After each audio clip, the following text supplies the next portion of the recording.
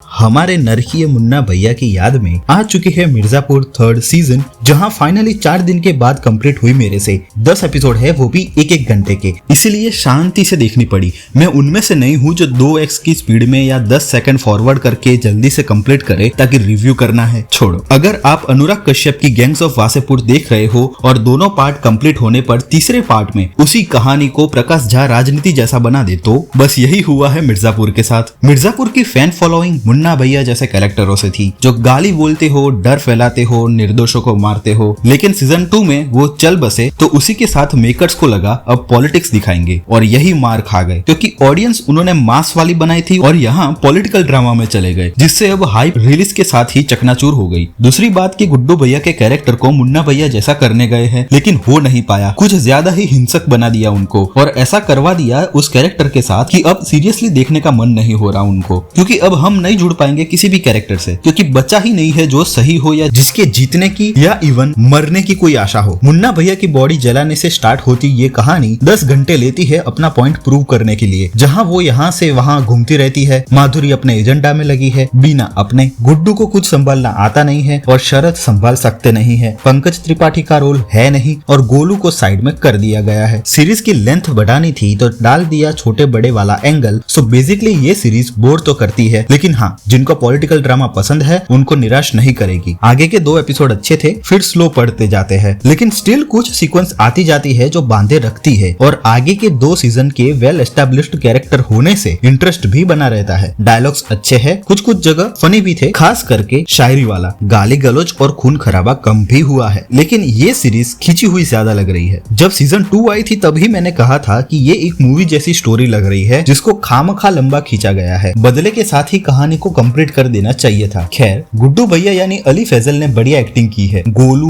बीना, छोटे शत्रुघ्न, सभी के कैरेक्टरों में सबने जान डाल दी है। पंकज त्रिपाठी भले ही कम रोल में है, लेकिन एक अलग छाप छोड़ गए हैं। बता गए हैं कि उनके बिना मिर्जापुर अधूरा है। शरद का परफॉर्मेंस भी बढ़िया था, लेकिन यूजलेस कैरेक्टर बनाकर रख दिया है। कुछ शॉट्स काफी लंबे खींचे गए हैं, साथ में जरीना वाला एंगल भी पता नहीं क्यों डाला गया। क्लाइमैक्स लोगों को पसंद आया, लेकिन मुझे डिसअपॉइंट कर गया, क्योंकि बिन मतलब का स्पीडी क्लाइमैक्स बनाया गया है। आराम से 1.25 घंटे जितना बनाते तो भी चलता। माधुरी का रोल किया है ईशा तलवार जी ने और हर्षिता जी ने किया है डिम्पी का role. I don't know why, but दोनों अपने कैरेक्टर के हिसाब से वीक लग रहे थे। उनकी डायलॉग डिलीवरी फ्लैट निकल रही थी। बीजीएफ के कारण ही कुछ ठीक तरीके से सहन कर पाए। तो ओवरऑल बात करूं तो स्क्रीन प्ले काफी सुधारी जा सकती थी। रिपीटेटिव सीक्वेंस और बहुत ज्यादा ही कैरेक्टर आर्क को डार्क करने की जरूरत नहीं थी, और क्लाइमैक्स भी अच्छा बनाया जा सकता था। डायरेक्शन, सिनेमेटोग्राफी हमेशा की तरह बढ़िया है। BGM was also good. Performance भी हमें बांधे रखता है एंड तक। सो मेरा रिव्यू है 3 out of 5 stars. Political drama अच्छा है, लेकिन काफी कुछ बेटर कर सकते थे, जैसा कि कालीन भैया ने हमें कहा था। आपसे बेटर उम्मीद किए थे हम। सो ये था मेरा रिव्यू अबाउट मिर्जापुर सीजन 3। ऐसे ही नए और पुराने दोनों रिव्यूज के साथ फिर मिलूंगा, लेकिन जाते जाते अगर आपने ये सीरीज देखी है तो आपको कैसी लगी ये कमेंट में जरूर बताना। सो मिलता हूँ अगले रिव्यू में, तब तक के लिए सायोनारा।